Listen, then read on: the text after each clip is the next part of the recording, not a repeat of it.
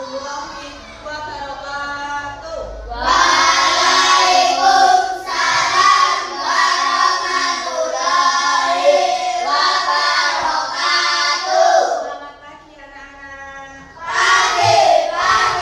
Pagi, semangat. Apa kabarnya hari ini? Alhamdulillah, kabar baik, luar biasa, tetap semangat. Alhamdulillah ya yang kelas 5. Anak pintar, anak baik, anak happy, anak hebat, kelas 5.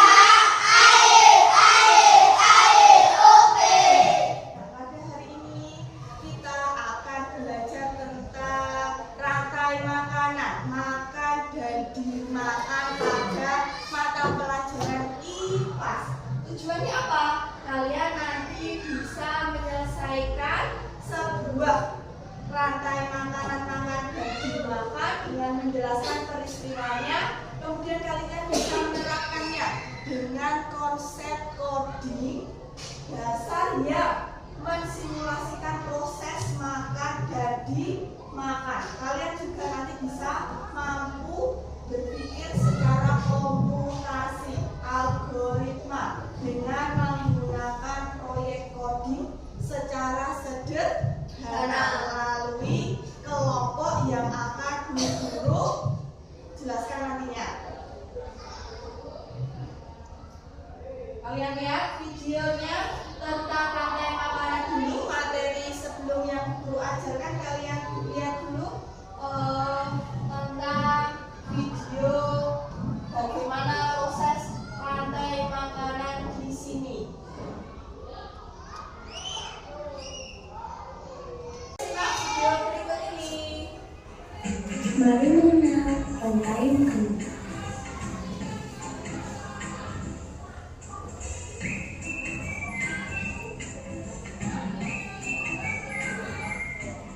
Hai, aku Gigi, seekor tenggiri. Aku akan mengajak kalian mengenal rantai makanan. Ayo ikuti aku.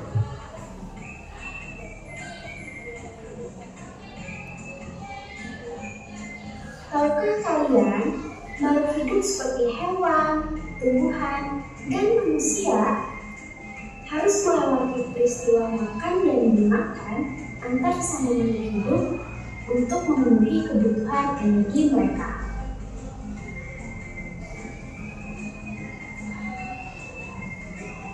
Proses inilah yang kemudian membentuk rantai makanan.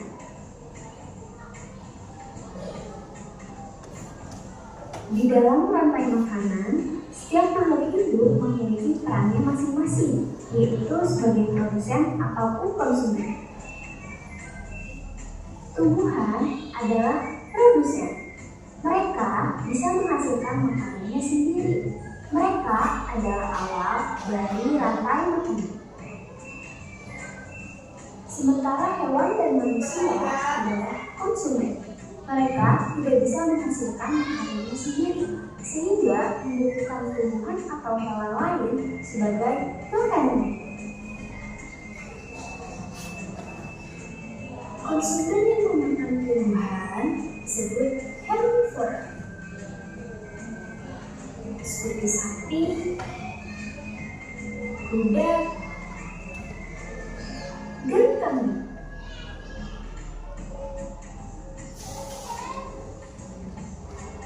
Konsumen yang memakan hewan lain disebut karnivora, seperti kucing, ular, dan harimau.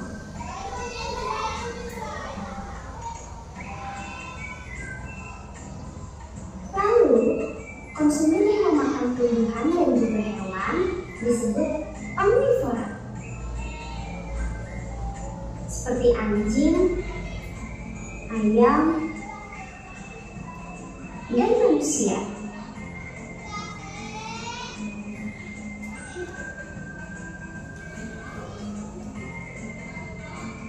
Menarik sekali kan? Oh, sudah waktunya aku makan siang. Jangan lupa untuk mengamati makhluk hidup lain di sekitarmu dan mencari peran mereka dalam rantai makanan ya. Sampai jumpa lagi.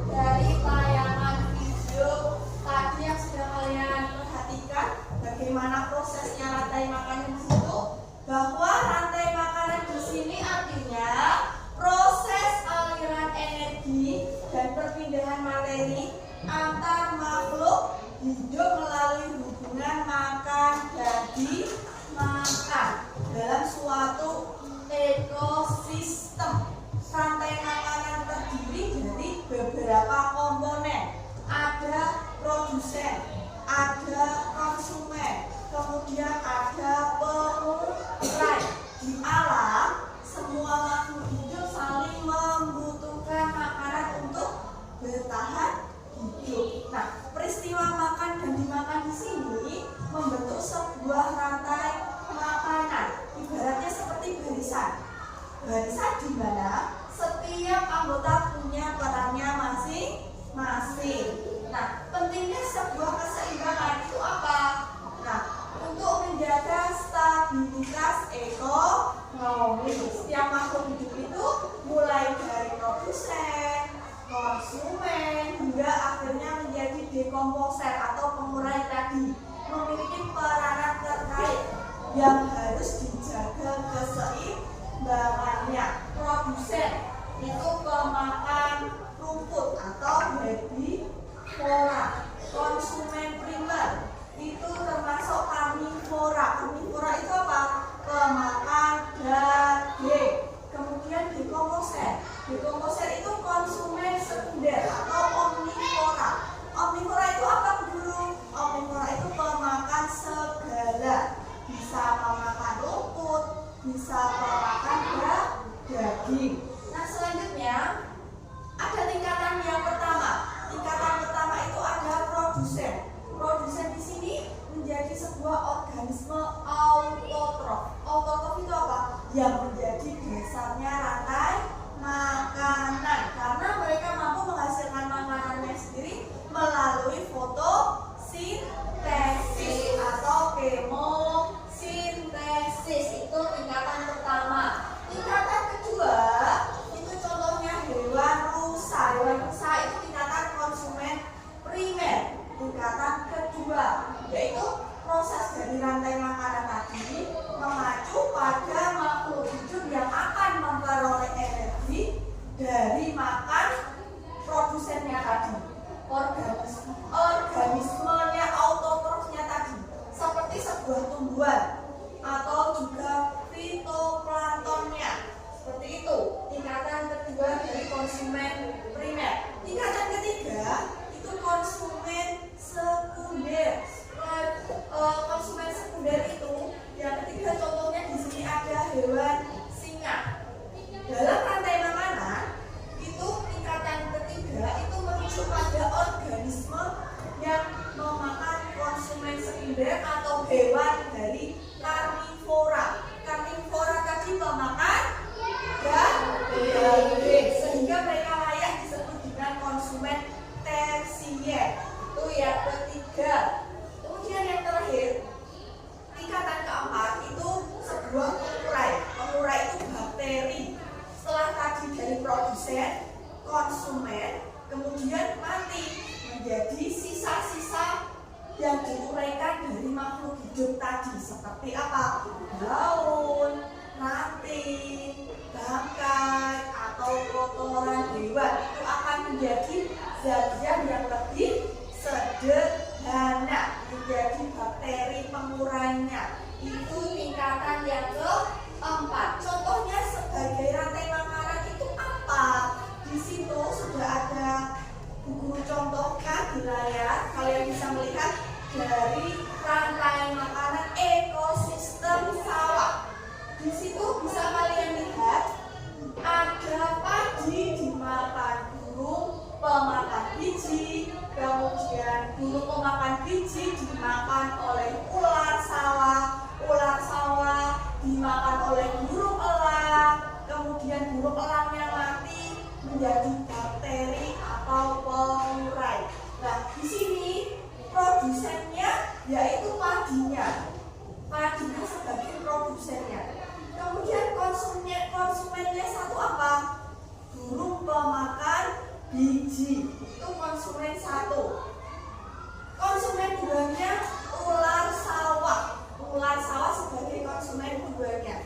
Kemudian konsumen ketiganya dari burung elangnya. Burung elangnya mati, kemudian diuraikan menjadi bakteri. Bakteri tadi menjadi bakteri pengurai. Seperti itu contohnya. Nah, kesimpulannya di sini kalian dari rantai makanan kalian bisa mengurutkan urutan makanan antara proses makhluk hidup yang membantu dalam memahami bagaimana energi berpindah dari satu organisme ke organisme lain. Nah, salah satunya dari aktivitas coding yang sudah dijelaskan di awal tadi, dari tujuan pembelajaran tadi di awal, bahwa aktivitas codingnya di sini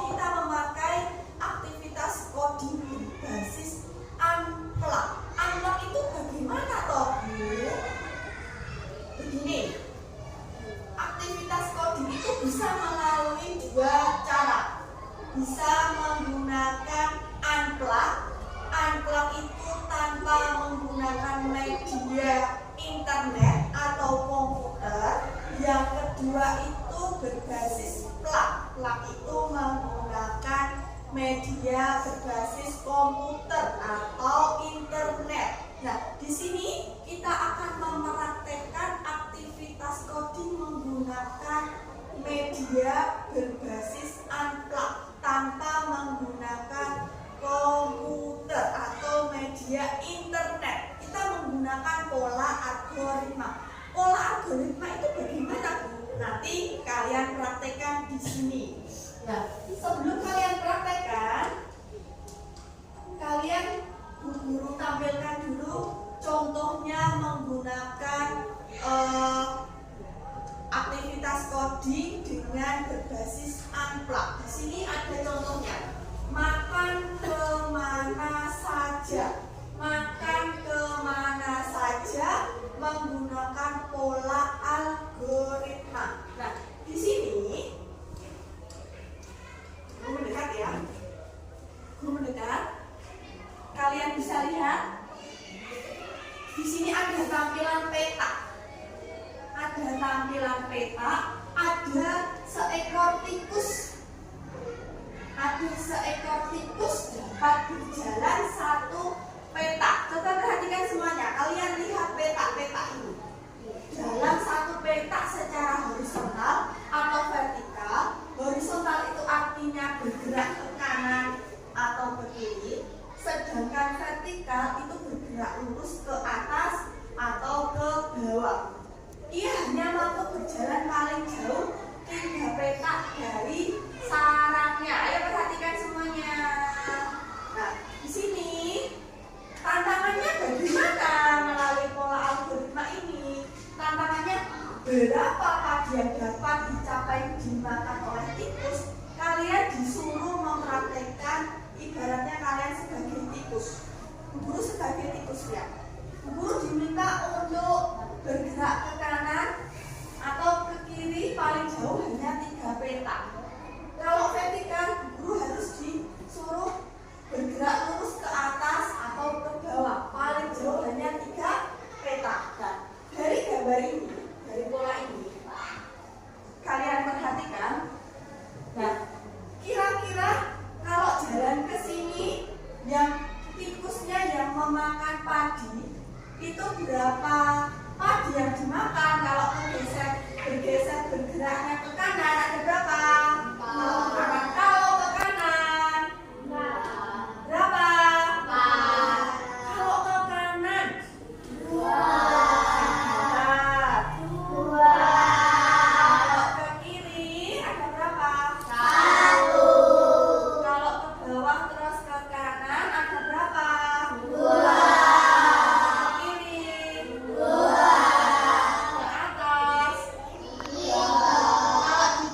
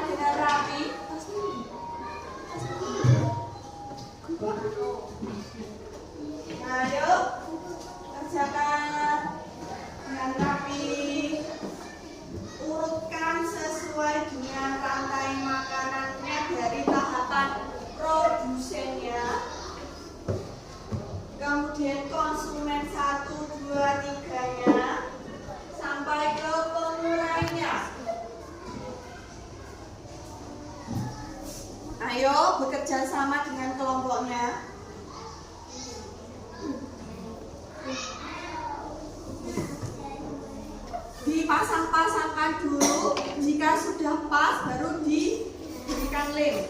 Disusun dulu. Disusun dulu. Disusun dulu sesuai dengan rantai makanan yang sudah disediakan dulu. Kalau sudah sesuai baru dilem. Jangan terbalik antara produsen, konsumen, dan pengurainya.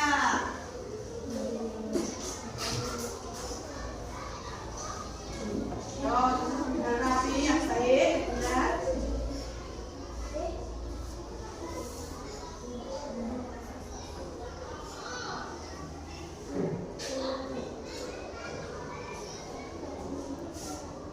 Panahnya jangan terbalik ya, panahnya jangan terbalik.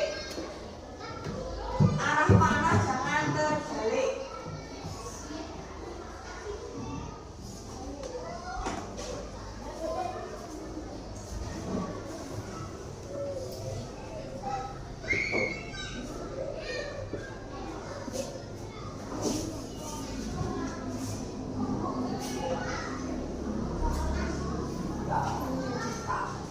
Ya, yang dilem. Pakai tangan nggak apa-apa ya, ikut kerja sama ngelem. Satu-satu. Tenan. Dilemnya pojok-pojok aja, yang penting nempel. Yang penting bisa nempel. Ayo kerja kelompok. Nggak boleh ada yang diam.